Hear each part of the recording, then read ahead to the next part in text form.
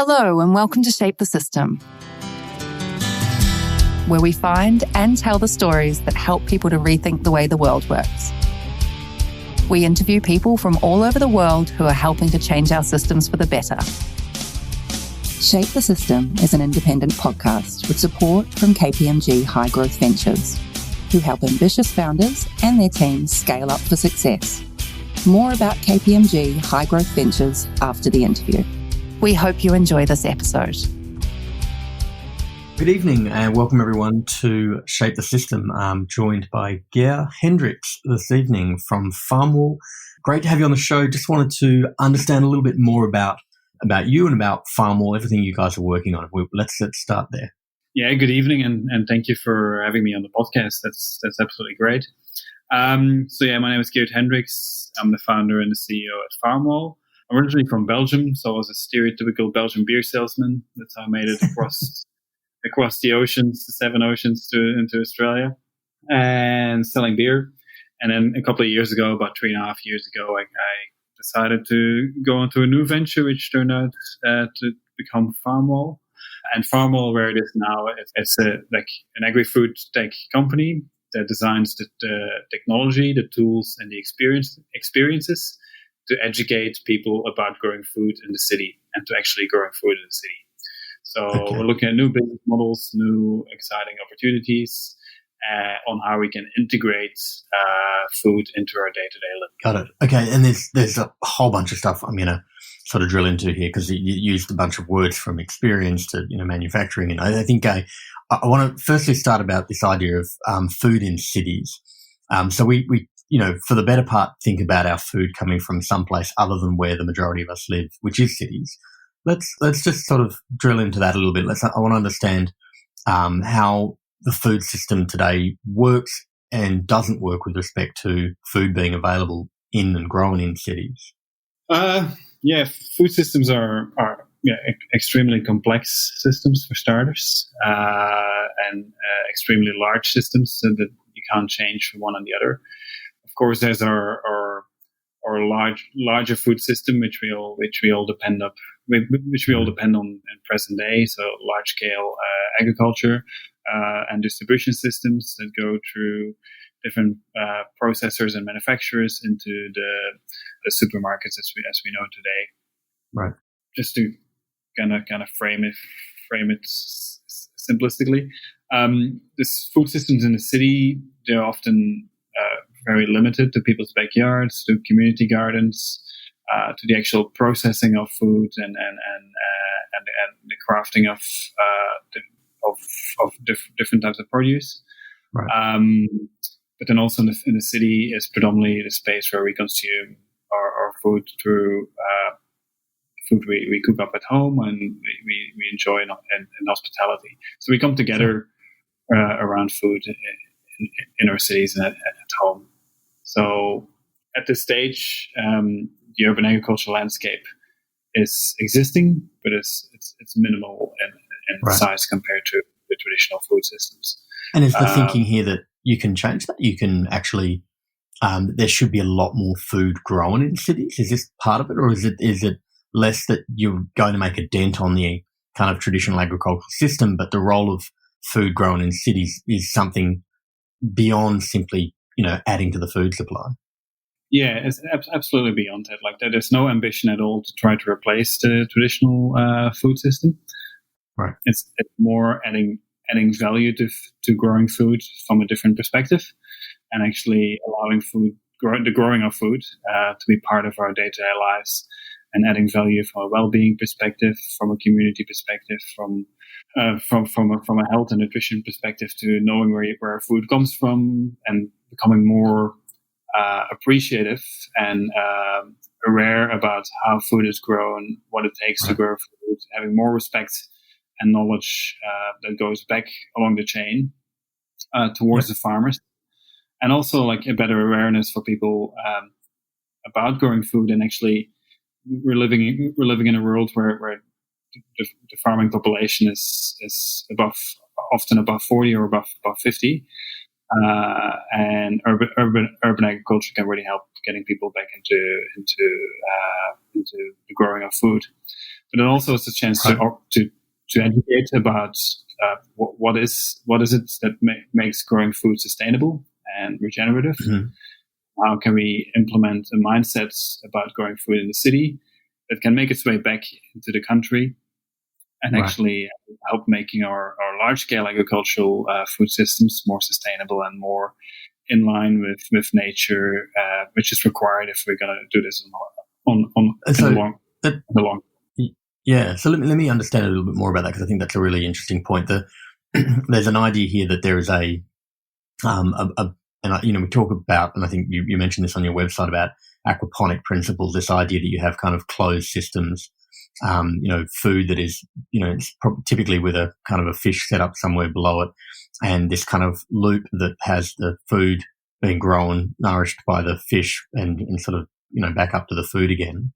Is the thinking here that by creating visibility to this and creating an experience where people can see that and taste that, I guess, even more so, that would create a demand for food to be made that certain way, because that's a better, more nourishing or more sustainable way of creating food. Is that the thinking there? Yeah, it's on one end creating more value for food and more appreciation. Right. I think the way where food is valued at the moment is we buy a lettuce head in store for $2, and we're not prepared to pay more for that at this stage. Right. Knowing that lettuce is grown by people and that it's grown in a closed-loop ecosystem that's not only fed the fish, but it's also clean water. It's someone learned how to seed that lettuce and gains valuable knowledge. Other people have seen that lettuce grow in their day-to-day living environment and actually increase their happiness and their well-being because of it. Right. And then that lettuce all goes on the shelves and actually adds to the economical value, and then on top of that, the nutritional value to someone's diet. So it's looking at it more holistically from the journey that lettuce goes through and adding value along the journey. I'm just going to pause you there for a second. I just like the idea of the journey lettuce goes through. Sounds like a children's book to me. It sounds awesome. I've just got a visual of that. Just coming back a little bit, because the business that that you're in, the venture, or I don't know how you describe it, just got venture or an impact venture, or what's the label you would put on your business? Is it a business? Yeah, like a social enterprise on one end, and social agri-food-tech business, ag-tech, yeah. On the other end. Yeah. And so it's interesting because you narrow down pretty specifically on 3 places in cities, and I think this is interesting, and there's obviously more to this that I want to understand a bit. You talk about workplaces, schools, and hospitality as being the kind of 3 areas that you target in terms of building these farms and obviously bringing this thinking and this appreciation and awareness of food and on a broader and a number of levels, as you just explained. Why target those 3 particular types and not other things? Why not in people's homes? And talk us through that a little bit more. So our mission, we aim to transform our cities into food-producing ecosystems. And when we look at a city as an ecosystem, we've got to look at the ecosystems that exist within our cities. And those ecosystems are not necessarily the bees that come to the flowers. Yes, that ecosystem is there as well. It's our human ecosystems, which is where we spend most of our time on a day-to-day basis. And most people would either spend their time at work, school, or in cafes and restaurants. And then, as a fourth, absolutely at home as well. This is where it becomes interesting after the happenings of the last couple of weeks with COVID. But our mission initially was that, going from a point of view that to create urban food systems, we need to increase people's knowledge, to increase their sense of value for having food available in their day-to-day environment. Right. Up until last week, up until people had that image engraved in their minds that supermarkets can run out in a day's time, and that shelves can be empty, that value for food and food systems with the majority of the population just wasn't there yet. That has slightly changed. So our our mission as a business was, let's educate people about growing food and the nutritional value of food and how important it is to have food in your backyard. And let's do that in the work environment through placing a Farmwall in the office floor and creating educational experiences around it. Let's do that in a school by creating a Farmwall-like system in a school and creating educational and relevant experience around it. And let's work with hospitality, with chefs and caterers to actually deliver that food in a creative way. What's changed now is that process where we first add value at work and add value at school and at hospitality. We assume that value would then be translated at home. And when kids and parents and hospitality come together at home, and each element, each ecosystem has helped them value and grow their own food, then only it's possible to create food systems at home that have a long-term outcome. Interesting. So you're almost using the code. Sorry, let me just. You're almost using those workplaces and schools and hospitality as a conduit to get to people in a number of ways, so that they are hearing this message and, I guess, taking it on. Is that part of that? It's like a triple whammy kind of going on. Yeah, absolutely. Yeah. The end goal is that people, if we want to build a city that can feed our planet, and if we want to transform our city into this ecosystem and to this green city that we all have seen images of on Facebook and online, and this future architecture, like, we all need to contribute in growing the amount of food, because you need an army of people that is going to maintain these new systems that are going to be knowledge and the skill of growing food at home and growing food in the city. So it's, for us, from our point of view, very important that we create that awareness and that basic knowledge, and that basic, like we call it TLC, tender, love, and care. You can invent all the technology you want, and you can have all the finest systems to grow food at home. If you don't have the tender, love, and care, or you don't value that lettuce from perspective for what it brings to your family, it's not going to last. Right. And the technology will be built and end up in Gumtree even quicker if that tender, love. That's a really interesting idea. And so is some of this thinking then, is that you know, if you start in workplaces, schools and hospitality, and you get people exposed, I guess, to this way of creating food and more engaged with food generally, then you sort of, your second phase of this whole thing is to say, well, you know, you can bring this into your own home, and now that you have an appreciation for how food has grown and you value it on levels other than simply the lettuce costs $2, to use your example, that you will ultimately not only transform workplaces, schools and hospitality, but actually ultimately homes as well. Is that sort of the trajectory that this moves on? Yeah, absolutely. There's other forms of growing food in the city that sort of have similar principles, like permaculture. Right. You live sustainable. If we live sustainably within our environment, and we contribute by growing foods that we require, you take pressure off existing natural ecosystems, right, and it allows us to all come together in a way of living where our current negative footprint becomes a neutral footprint, and then effectively a positive footprint. And we give back to the environment, and we aim to regenerate. We all have compost that needs to go back onto the land and turn into a forest, etc. And we just there's so much evidence-based knowledge on biophilia and the effects that greenery and growing food have on our well-being and on our happiness and on our general mental health, that if that becomes a way of living that we all adhere by, we will eventually become happier, healthier, more sustainable, less wasteful, more closed-loop minded, more regeneratively minded.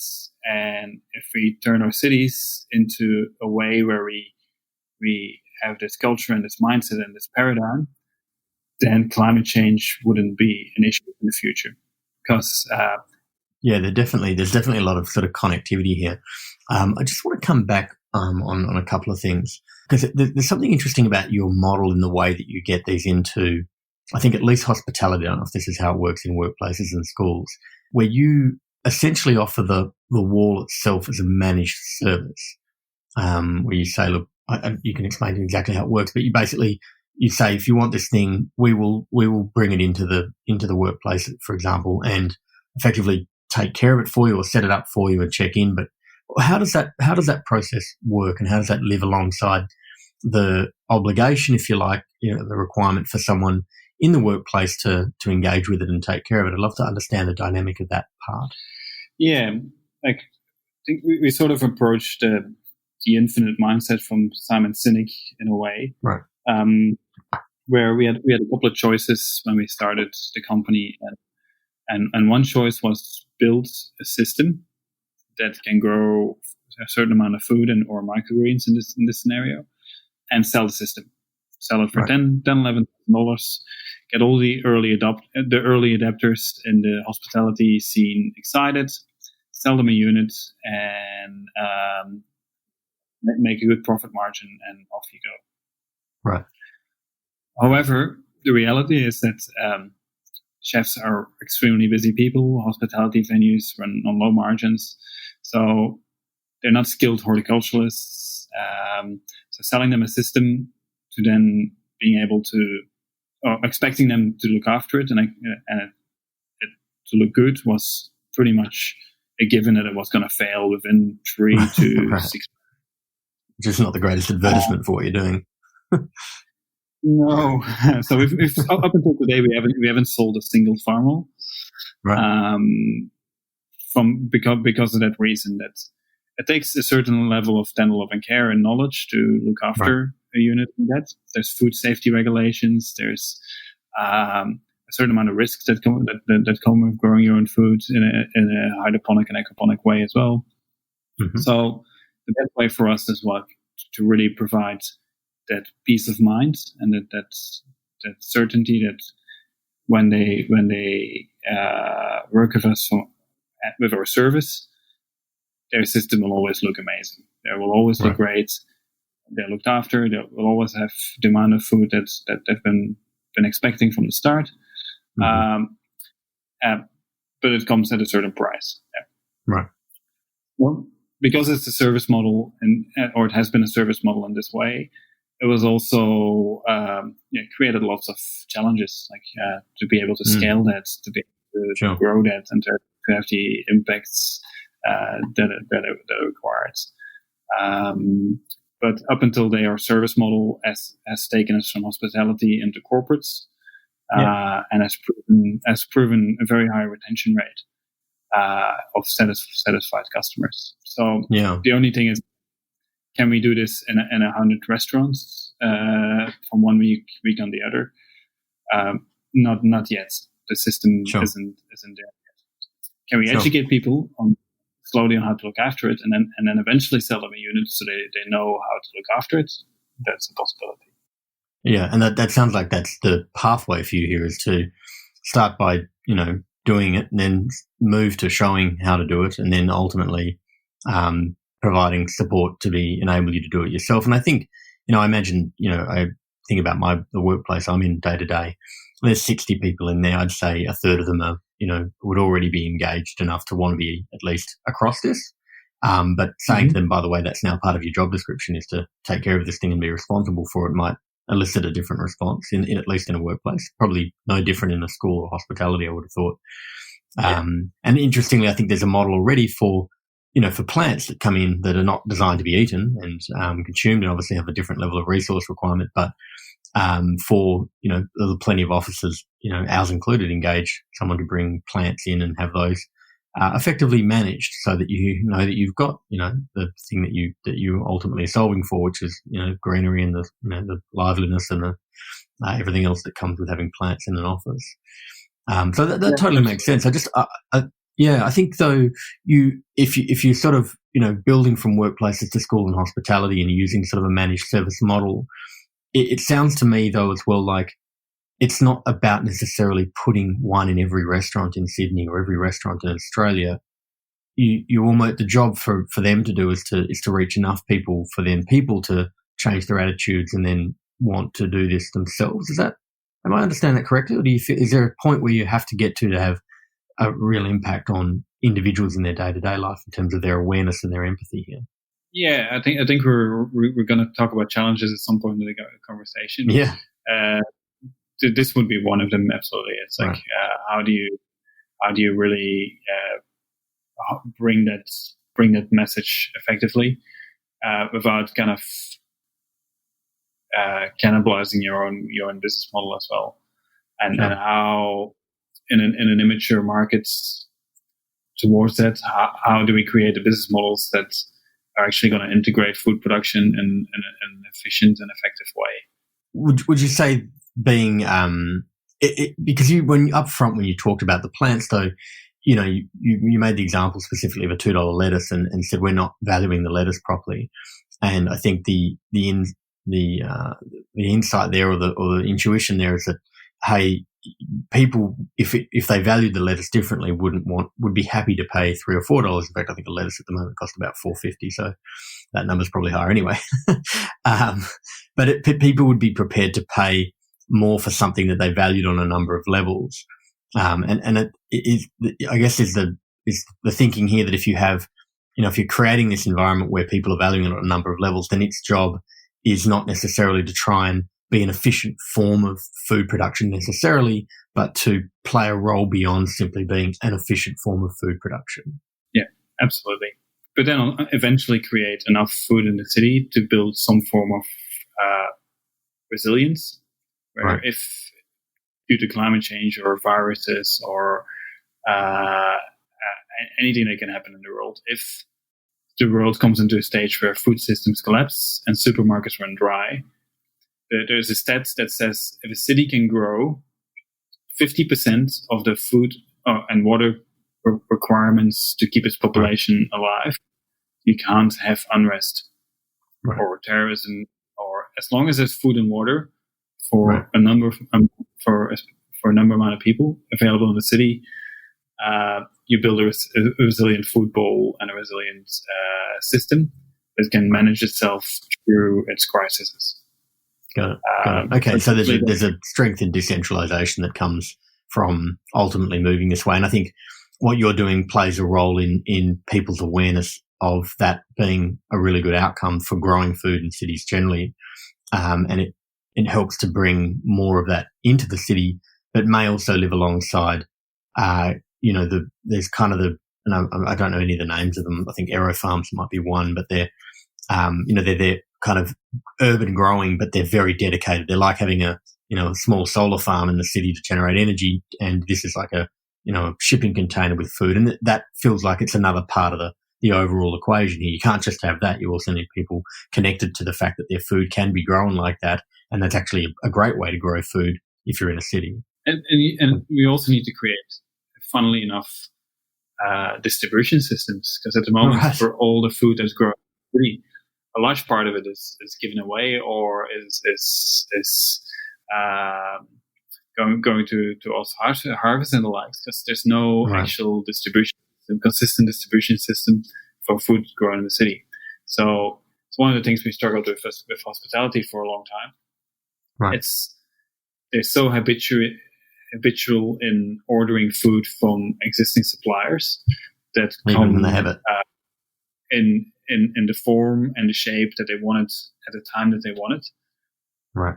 Food grown in the city isn't always available when you want it, or isn't always at the right size when it's available. It can be on a large scale, and when that distribution channel exists.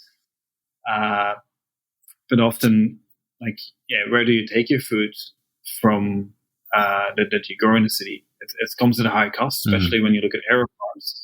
The electricity cost of a farm like that is humongous. Then there's the assumption that when you use technology like that your labor cost is lower. It's completely the opposite. Your labor cost is actually higher. because these systems take a lot of maintenance. They take a lot of scrubbing of algae and things like that. You're still harvesting produce, washing produce, packaging produce. Right. And often you're doing that in real estate, which is much more expensive than a square kilometer of land. Sure. So the challenges that urban food growing that way has to face is quite large. So often it comes down at this stage to marketing, like the deal that Air France made with Singapore Airlines. It was one big marketing stunt for Singapore Airlines to show themselves as more sustainable in their own food.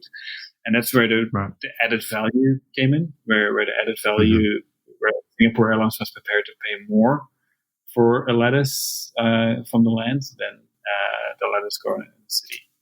Or more from lettuce grown in the city. From grown in the city, got it. And so let's get on to challenges a bit, because I think that's probably a good segue. There's various challenges here, and I think you're obviously trying to solve a multi-layered problem. So talk us through maybe the one or two significant challenges that you've had so far on this journey, whether it's product related or marketing related or comms related or even just changing people's mindset. It's finding where we can bring long-term value. I guess we've pivoted so many times from hospitality to corporate to education to now to home. It's the challenge we've got is that we're probably 5 years ahead of the market. Like everybody is thinking about it and dreaming about it now, but the systems to make it work don't exist yet, and the business models haven't been proven yet. Sure. And the value can be seen, but hasn't proven itself in multiple ways. So we're a front runner. We're a pioneers, but it also comes at a cost, because you're paying and paving the way on discovering and validating continuously what the market is ready for, what the market is asking for, what's been screaming at us, what's been screaming at everyone. Right. And we've taken a very different approach than most agri-tech companies, where at a very early stage we learned that the value that we needed to achieve wasn't going to come from the produce we were going to sell. Right. So the produce we were going to sell was never going to come to a point where we could pay wages, keep the company going, keep the development going, or incentivize an investor to invest in us. So we had to go to survive in that landscape, because we weren't a large scale grower, and we chose not to become a technology sales company. We saw immediately we have to do this as a service model if this is going to work in an infinite way. And if we're doing this in a service model, the produce that we're going to grow and provide is never going to generate the value that we need to cover our costs.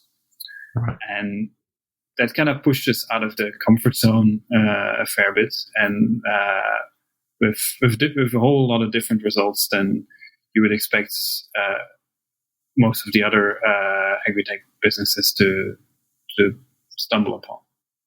Right, understood. And is it so? I mean, you talked about a whole bunch of the different values, and I think if your model is fundamentally about saying, look, we need to, value food in different ways, then as you said, you're not pegged to the, okay, well, we can grow a $2 lettuce for $1, and therefore we have a different business of creating lettuces to, a traditional farm.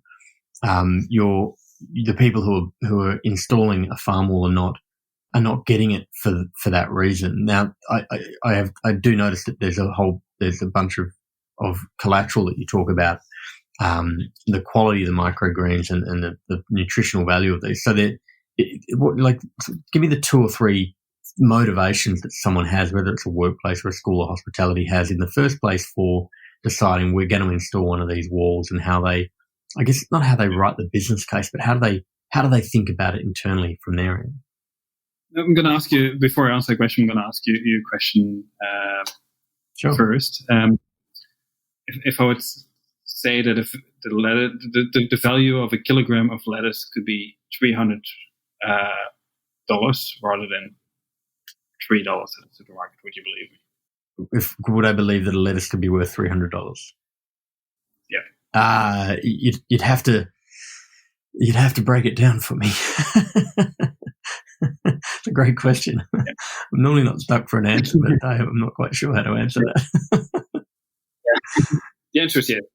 So but it comes down to what we touched on before. It's the journey of that lettuce, and how do you create value along the chain of that lettuce, the growing process of that lettuce that actually is measurable value that will translate into higher returns, but that and at the end that you're almost able to give that lettuce away for free because it's the person eating it won't necessarily. Never about the lettuce. Was never about the lettuce. Yeah. So, and if we look at our corporate landscape, that value comes in multiple ways, where we basically use the Farmwall, but also like urban agriculture in general, and we use a lot of different forms for that to create value along the chain for a corporate entity, for a brand.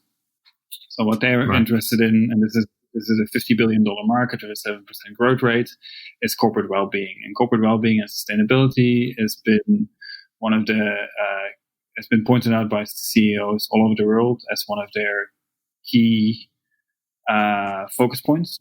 This was said pre-COVID-19, so I'm not sure what the stats are on that now. It might change.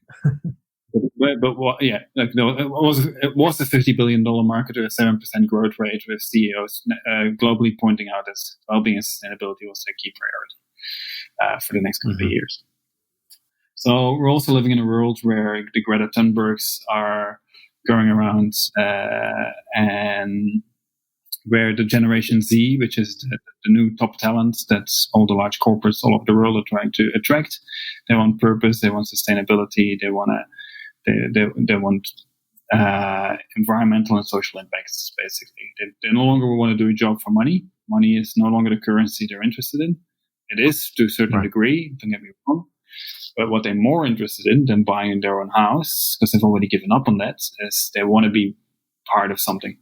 And they want to be part of the change, part of the regeneration. They want to be part of the 2040 movie. And for larger corporations, that means that they also have to create new value for their brands, new points of attraction, and new purposes. And they really have to hone in on their social and environmental outcomes to be able to attract the top talent workforce. That's another element. And then part of climate change and those kind of areas, urban agriculture is often, and urban food is proposed as one of the solutions. So actually being able to implement urban agriculture on the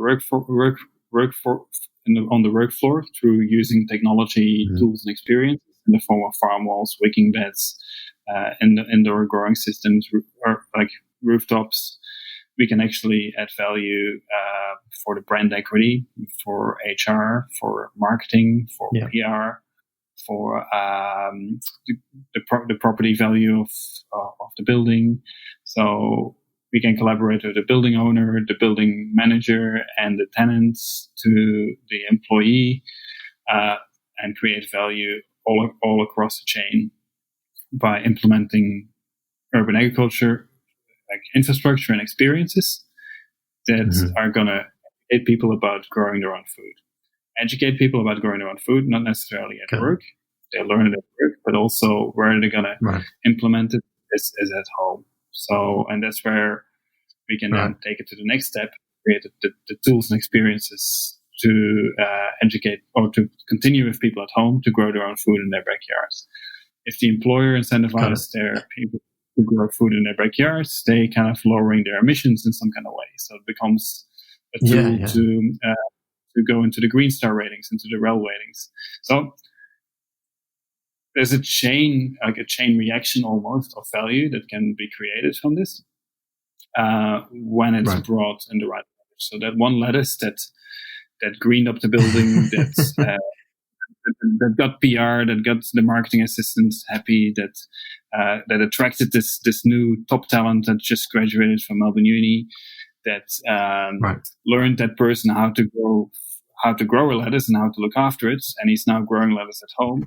So the value of that lettuce increases dramatically, and it's no longer like a $3 lettuce, like I said before, but it's like a $300 lettuce, because we've now created value for marketing, for HR, for the building developer, the building owner, and all with a smile on our face, just showing how we can grow our lettuce. And just, I want to. This is super interesting. Like when you talk about a managed service, it sounds like a part of it is managing the farm wall itself, but a part of it is actually creating the engagement. I think you used the words activated through experience on your website.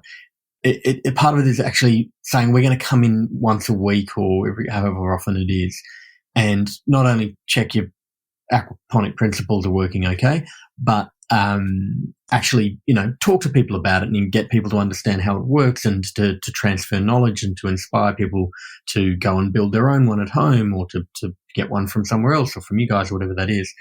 Is that as much what the managed service does, as well as just take care of the thing that's at the hospitality place or the workplace or the school? Yeah, so we become part of the ecosystem. So our urban farmers, they're there multiple times a week. They have conversations with people. They're not only urban farmers, and they know about aquaponics, hydroponics, wicking beds, about soil, composting, all those different elements, permaculture. They're facilitators, and they're engagers and community engagers. So it's a whole new job description almost, where you're an entertainer / facilitator, and you become the personal trainer in the form of a personal farmer on the work floor. And we've seen amazing results where we not only integrate within the actual office, but actually integrate within the building and connect the different tenants with each other in the building. Sure. And actually bring life back, put aside a sort of microgreens on someone's desk, have a conversation. Meanwhile, we walk away, and suddenly somebody else walks past and starts a conversation with that person about their little plant on their desk, and suddenly they're having a conversation about their backyard. People growing things in a home, and it becomes a way to start meetings. It will become an engaging conversation which is positive from the start. It gives people a reason to be off their phone and back and engage with their peers and actually talk about what they're growing. It allows us to work with the chef and hospitality within the office buildings, often large corporate caterers like Compass Group or Spotless. And the chefs basically get food donated from their employers and basically cook a meal on lunch and donate that lunch back to the employees. And the amount of engagement that you can create by growing lettuce is just to clarify for people as well, we're using lettuce as a metaphor here. There's a whole range of things that get grown. There's like microgreens, there's other leafy greens. Is there other vegetables as well, or is focused predominantly on greens, presumably herbs and the like as well? What else is in there? Absolutely. Like just from observing the last week what's happened with COVID and the run for potatoes. And I think Glenn, one of our urban farmers, he was at Bunnings the other day, where people were actually looking for potato seeds, and he was looking at them like, well, if you're looking for potato seeds, then it might be good to start with a potato. And we can actually grow potatoes aeroponically, so by misting nutrient-rich water onto the potato. Of course. You can grow potatoes. I think we did that as kids from memory. You used to put them into like containers. I feel like I remember that as a kid. Just one thought about, because we're on challenges. It sounds to me like one of the challenges would be hiring people, and maybe I'm mistaken here, but hiring people who have kind of a balance of empathy, curiosity, love for plants and the mission of what you're doing, but able to sort of walk into a foreign work environment. I guess it gets less foreign over time, and relate to people. And like, I don't know, it feels like a pretty interesting set of skills to be hiring for as well. Was that one of the challenges in sort of bringing this to market? Yeah, absolutely. It's a skill set, a combined skill set that doesn't exist out there if we put a role description out. So we've got to find the people that have an interest in urban agriculture, have an interest in, but have the empathy and the facilitation skills and the interest. Do you tend to start with the people who have the ability to talk to others and then say, we can teach you the food stuff? Is that sort of how it tends to pan out? Yeah, that's sort of the approach we take. I think we've been very lucky now with the people we've got currently, because they already did a permaculture course or a horticultural training either with Melbourne Polytechnic or with Milkwood or at Burnley campus in Melbourne, but they had a natural I call flair to right. One which you'd probably give them full license to bring to work. Just on this, people generally, like, I mean, you talked a little bit before about, selling Belgian beer and crossing the 7 seas. I'll tell you, that's a very inefficient way to get to Australia if you went across all 7 seas. Yeah. I like that. But emotionally, how did you land in this place? Like, at what point did you say, I'm done selling beer and I need to make food in cities and I need people to change how they think about food and relate to the $3 lettuce differently? How did you arrive at that point? And you've got co-founders as well, so I'm curious as to how you all coalesced around this and the backstory for the three of you, I guess. Yeah, absolutely. I think we're starting in Belgium and coming here. The beer industry, when I moved from Belgium to Australia, was at the start of the craft beer movement. Right. Do you drink craft beer yourself? I don't know if Little Creatures would count as craft beer anymore. So I'm not a massive beer drinker, but I enjoy Little Creatures. But I'm mindful that that's a listed company and it's big, and then I think it got bought by someone, and probably someone who actually likes craft beer would go, that isn't craft beer. So I'm middle of the road on that one. Yeah, awesome. But basically, the brewery I worked for in Belgium, I was pretty much like an entrepreneur, leading a project which was called Back to the Future to turn an old school Belgian beer brand and give it a new hipster type of image in a very localized, heavy marketed way. And that led to being able to come to Australia and work with a local distributor to deliver their brands in the Australian market, where the new craft beer scene was emerging. It was a lot of fun for multiple years to really bring that knowledge and educate people about how to prepare food with beer and learn about the value of beer tasting and actually appreciating the multi flavors and hoppy flavors, etc., rather than just the plain lager. So I had a lot of fun doing that.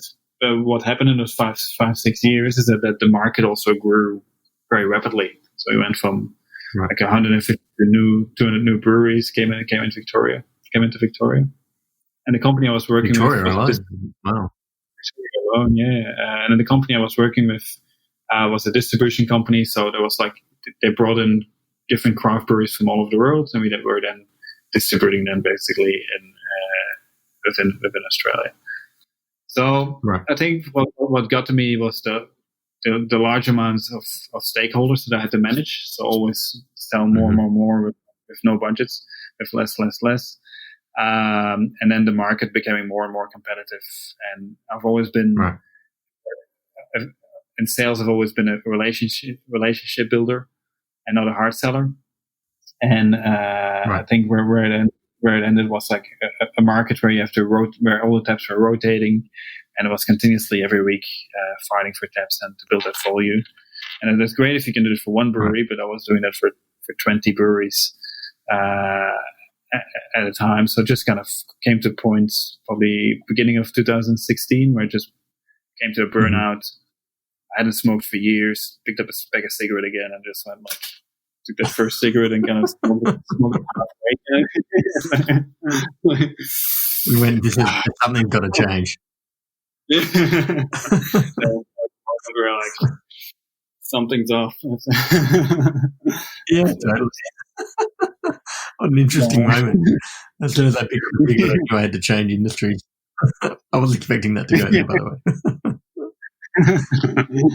Yeah, so it took me about 2 months to actually come to a decision, and I think by mid-March I decided to quit, and by the end of March I was kind of like, I was home. And right. It's a funny position to be in then if you've been in an industry for about 10 years, and like I studied marketing and innovation and always sort of been the entrepreneur within those brewing organizations. I just didn't know what else to do. I knew I didn't Right. want any other job in the brewing industry. And I was like, I don't know what I want to do. And the only thing that I decided upon was, I'm 32 now. Whatever I'm going to do, it's going to be something I love doing and something I enjoy doing, because if I move in that direction, I want to be doing it for the rest of my life. And I don't want to become 40 and still don't know what I'm supposed to be doing.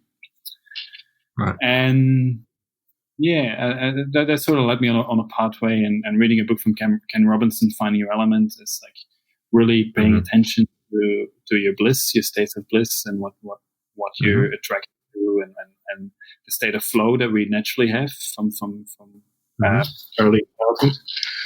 Yeah, where you basically go from a state of flow, and as kids we are in a state of flow, but through school we are in a state of flow naturally, but through school and our parents we often forget about what took us into the state of flow. And I basically learned to pay attention again to what I'm actually attracted to and what I enjoy doing. And going back to my childhood, I was always outdoors. I was always in my grandparents' veggie patch on both sides. Like my grandfather had a large greenhouse and a veggie patch. My grandmother on the other side had a large veggie patch. I was always sitting in the soil, all dirty, eating stones and rocks. Later on,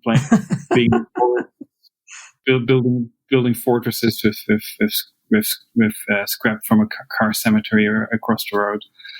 And as a teenager, I started keeping fish, and a year later, I had like 10 fish tanks. And I was breeding American cichlids. So I was being really fanatic, and I did it for like multiple years, even as a 15-year-old. You were selling the fish? I was trading them in the local aquarium store. So like I would breed certain types of fish and then trade them for other types of fish, and go to like 15-year-old fish mogul. I love it. Yeah. So all those kind of things came above the surface again, which had been buried for a long time. And it took me like maybe 6 months from when I quit my job to actually, like, I did a lot of sailing, did a lot of things that just like cleared my mind. I went on one of those Vipassana retreats, the 10-day silence. Yeah. Quiet for 12 days or whatever it is. And just like had a notebook on me all the time and just like wrote down all the things that I turned my head for. I had always something to do with food and with nature, and then I've always had a couple of years ago I built like a small scale aquaponics system in our backyard. So I knew about aquaponics, but it kind of was in the background. This is in Australia though, or this is back in Belgium? Was in Australia, yeah. So and I think in Australia. And suddenly that came to the foreground again, and I started playing around with how good it was. Another element, I also lived zero waste for 3 months while I was unemployed. So I was really into the environment, into living a sustainable, purposeful life. And then aquaponics was just a kind of aha moment, but that's something I'm really interested in and I'd like to do more about. And that slowly started turning into a business model for an urban farm with a restaurant, which was completely closed loop, which grew all its food inside the space through using aquaponics and wetlands and garden beds. And that started taking shape into like a concept. And with that concept, I went out to talk to people. And eventually in September, met Serena, who I co-founded Farmwall with. and we clicked straight away, and she was completely in line with everything that was in the direction. And she was at uni, and she really wanted to get involved into the communication around food and sustainability and purpose. Right. And as a communication designer, really wanted to get involved in the space now before she graduated, so that she could actually get a step ahead and profile herself in that space. So she started helping out, right, with creating a brand and a logo for that. And we couldn't come up with a suitable name, so we kind of got about 10 people together in a room a couple of weeks later to do a big presentation and a brainstorming session about this new concept, and see if we could get some input from our friends and connections. Right. And basically, it was on the 20th of October 2016. That's where Farmwall sort of got born, and where we met Katie, our third co-founder. And that's basically where we're pitching the model of this large urban farm with its own restaurant and its own brewery and its closed loop system, and would grow all soul food, would be completely zero waste. And people absolutely loved it, but it was like, this is so unachievable. It's going to cost 20, 30 like, you're going to be burned out before you even try. Like, you don't even know how to make a cup of hospitality, challenging industry itself. Where are you going to find $30 million to build a company like this with no experience, with nothing to back it up with? So there was kind of like a terrifying moment where it all fell apart. But it was also like the moment where it was built up again, and the thinking within the group started shifting, and it was like, okay, rather than building one large closed loop farm with one restaurant, how can we build a farm for many restaurants? And how can we build something small and achievable, which you can start on today, and something that you can execute on, rather than building this huge thing? How can you actually have the impact that you desire? So that evening, the first sketch of what a Farmwall is today got drawn up. Like, how could this small scale aquaponic farm for a lot of restaurants look like, and what would it be growing? And we've got that framed. We've got that picture framed in our office. That design, I love that. I love that. By the way, did you land the name that night? No, we didn't. We didn't land the name. So I went off to get married. You went there to get the name. Okay, right. Okay, so something got in the way. Right. The day before I left to Noosa to get married at the time, and I was like, family came over from Europe, so I was unavailable for 3 weeks, and me and Serena didn't really catch up until like 4 weeks after. And while I had my mates down from Belgium, we kind of like brainstormed quite a few names. I had like a list of like 10, 15 names, and Farmwall was one of them. And when I presented the list to Serena when I was back in Melbourne, she kind of said like, yeah, Farmwall, that resonates with me. And she picked a name and from the list and designed the logo the week after, 2 weeks later. Yeah. Perfect. I love it. It's got the little fish at the bottom and the plants up the top. I think I didn't notice that the first time I looked at it.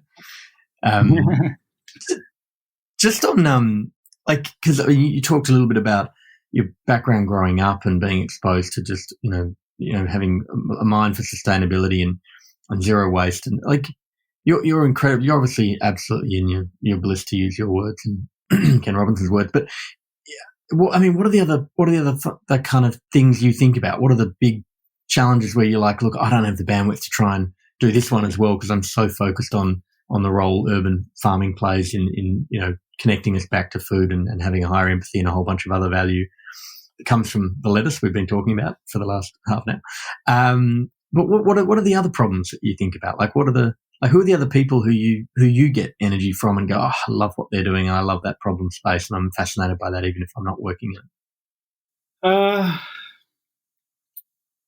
Yeah, I get a lot of energy just from friends and family around me and the people on the team for starters. Right. And Farmwall is not something that's someone's idea. It's continuously evolving through everybody's input. So and we're all kind of operating on this together. So I get a lot of energy of working with people and working with the team. But then there's so many inspiring projects all around the world now, and from the regenerative climate change movements to the renewable energy creators and the Teslas in the world. So I sort of get inspired by anything that relates to a new world, which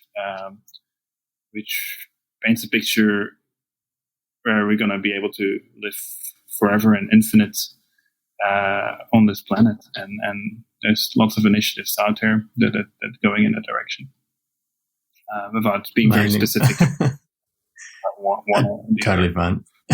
Yeah. Totally fine. Probably just one last question from me. And you sort of touched on it. You said you get energy from your team and being around that group of people and continuing to evolve it. It sounds like you're hugely motivated and inspired by what you're doing, so focused on that. How do you balance that, and how do you find your own kind of space and sanity in that busyness? It is a challenge, and it's absolutely come with ups and downs and with its costs. And how do you balance that? It's like often sometimes, especially when it's not always going as planned, and you don't have the solutions, and there's one problem after the other, and it's never come to a point, and still hasn't, where people go like, yeah, that's it, here's all the money you need to develop it, or there's always another person to convince, or another challenge to get to. And if you don't stop when you need to stop, then you pay a price for that later on. And right. It's sometimes knowing when to stop. It's knowing when to stop, knowing when to reflect, look back, and sit down and put your feet on the ground and be grounded. And I think people often know me as we haven't explored one concept to the detail yet, or I'm already moved on to the next one. Right. And it's often, in return, it's often very stressful for my team, and I acknowledge that, where we're moving so fast in different directions, where it's not always clear for everyone, and it comes with people not feeling comfortable in where the direction of the business is going, and for myself often as well. Then I come into a realization when it's sometimes too late, and people have kind of already made a decision to move on to something. Knowing when it's time to put your feet on the ground, breathe in, and stay grounded rather than keep up in the air. Go back into it. I thought that would be the last question, but I actually do have one other question. I'm curious as to, I just think about chefs who don't cook when they come home, and guys who work on cars, or girls who work on cars and then, for a living, and then don't fix their own cars. What's your aquaponics setup at home? Do you have one? I presume you have one. I no longer have an aquaponics system at home, but I do have like an aquascaped fish tank in my room. So have you heard of aquascape? I have no idea what you're talking about, so please explain. So aquascaping is underwater gardening, basically, where you get all these minuscule, tiny plants growing into aqua soils, and you trim and harvest them, basically, a bit like a bonsai tree underwater. I love it. Have a Google later on. Aquascaping. Yeah, I love it. I absolutely will do. That's probably the other thing that's actually keeping you relaxed as well, because you're obviously not using that one to contribute to the food supply. No, that doesn't contribute anything. It's just consume power. That's fantastic. Beautiful. We'll probably leave it there for this evening. It was lovely talking to you. I really enjoyed hearing all about what you guys are doing at Farmwall and the bigger kind of mission that you have with it. So yeah, like for anyone who's in Australia, I guess definitely check out Farmwall. But also love to hear how it's going in the future as well. So make sure you keep us updated. Yeah, fantastic. And yeah, thanks for the opportunity to come onto the podcast, and looking forward to the end result. We hope you enjoyed this episode of Shape the System. As usual, if you'd like to suggest a guest, someone that you know who's helped change a system for the better, please go to www.shapethesystem.org, click on the top right-hand corner, then click Suggest Guest. Make sure that you click subscribe so that you get the new episode. Shape the System is an independent podcast with support from KPMG High Growth Ventures. Connects founders to the services they need along their journey. Whether you are looking to refine your strategy, mature your finance function, prepare for a capital raise, expand abroad, or simply comply with regulatory requirements, they provide you with the support you need to drive your business forward.